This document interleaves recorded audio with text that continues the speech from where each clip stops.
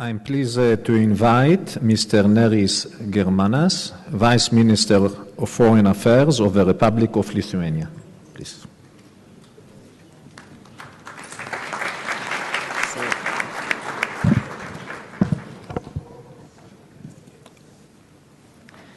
Your Excellencies, ladies and gentlemen, Shalom Leklam. It is my pleasure and honor to be in Jerusalem and address the people who devoted themselves for the combating anti-Semitism. Today we're all living in the global village and are becoming more closer and closer.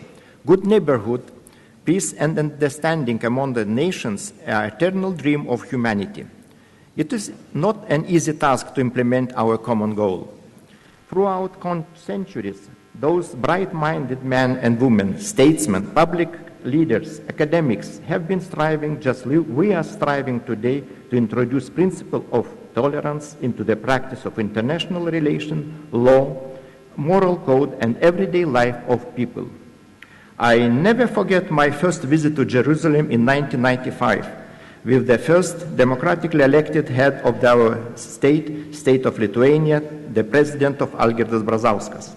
In his speech to Knesset, our president apologized and admitted the guilt on behalf of those Lithuanians who collaborate with the Nazi occupant. In Jerusalem, at Yad Vashem, he compassionately embraced and one of the few survivors of the Holocaust, Yaakov Brosh.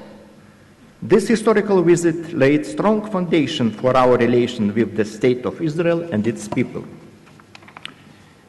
The President also pointed that word of truth about Holocaust in Lithuania should be said. This moral position of our leader became a clear guidelines for building civil society, a long-term policy of our Republic of Lithuania. Within these few minutes, it is difficult to tell everything what has been done in Lithuania in order to restore historical memory and justice. Without an objective historical appreciation, the bridges to the future and youth heads and minds would be impossible to build. A lot of beneficial works have been done by the Vilnius Gaon Jewish State Museum, the Vilnius Yiddish Institute at Vilnius University, and many other state-sponsored institutions and NGOs. Lithuania has implemented a new legal basis to fight against any discrimination or ethnic or religion grounds according to the best practices. It has been 10 years since we started developing and implementing national Holocaust education programs, publishing works of historians from the Israel, United States, Germany, and other countries together with Lithuanian colleagues. They have made a great job helping to restore the historical memories and the truth, as well as created a strong basis to bring up our young generation on the values of humanity and tolerance. Now we have more than 90 tolerance education centers in secondary schools and local communities, and this network covers the whole country. I have a hope that this tolerant youth will represent the bright faces of Lithuanian society. We believe that they set back those youngsters who are looking for false heroes in the ruins of the Nazi regime, criminal terrorist groups, and all sorts of old fanatics who turned hatred into religious. We have successfully solved many complicated post-Holocaust issues.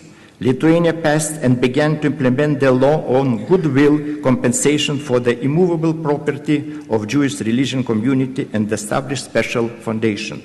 The government also assigned from the state budget over $1 million to Holocaust survivors and Jews who were repressed during the Soviet regime. Of course, Lithuania is not a cloud in the heaven, as my dearest writer Grigorijus Kanovic dreamed in one of his famous novels, popular both in Lithuania, Israel, and many other countries. There are various marginal persons and groups who from time to time vandalize Jewish sacred places. In fact, they offend not only Jewish, they offend all of us. Although this group seems to be a small one, our state is mature enough to clearly define the future path of advancement. We strongly condemn also them and applies the law because such inadmissible behavior is abusive towards our compatriot Jews.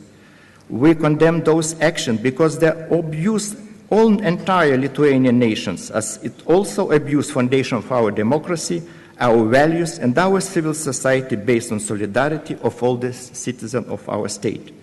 It would be unfair to ignore recurring manifestations for anti-Semitism, religious prejudice, and other hazardous facts, which unfortunately will find expression in our society and other societies as well.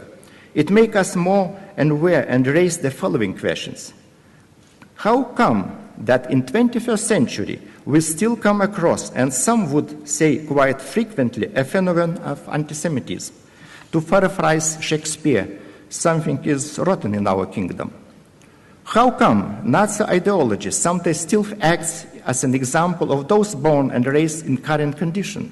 And finally, how is that some politicians and free media sometimes act indifferently, or in a few cases even supportively towards it, forgetting and not willing to remember the bitter lesson in the past? Well, it seems that the easiest way to explain it is as social and economical factors, particularly problematic situation in these areas. But alarming tendencies of increasing anti-Semitism and various forms of discrimination others or outsiders still exist also in well-being countries and even are growing in some part of the globe.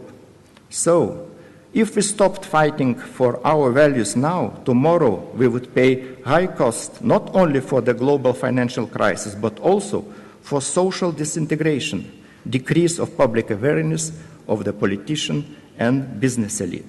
We cannot stop our efforts to fight anti-Semitism in any forms of youth manifestation, despite those who compare phenomenon of tolerance with the task of Sisyphus, pushing a boulder up on the mountains.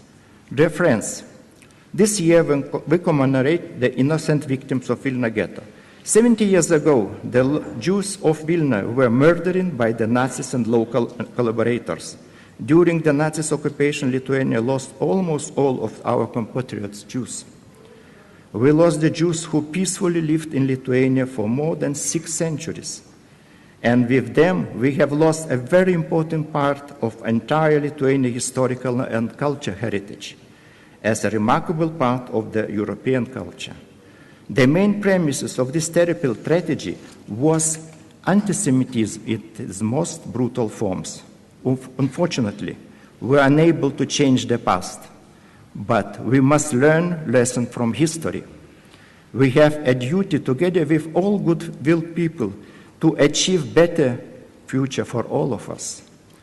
My point is to study the past, not to forget, not to forgive, but at the same time go from the darkness to the light, said Minister of Foreign Affairs Linas Linkevičius of Lithuania Foreign Ministry, visiting Israel last week. I hope that this global forum will inspire us to reach our common goal to find the right answer and the right ways from the darkness to the light. Thank you for your attention. I wish all of us the great success. Thank you.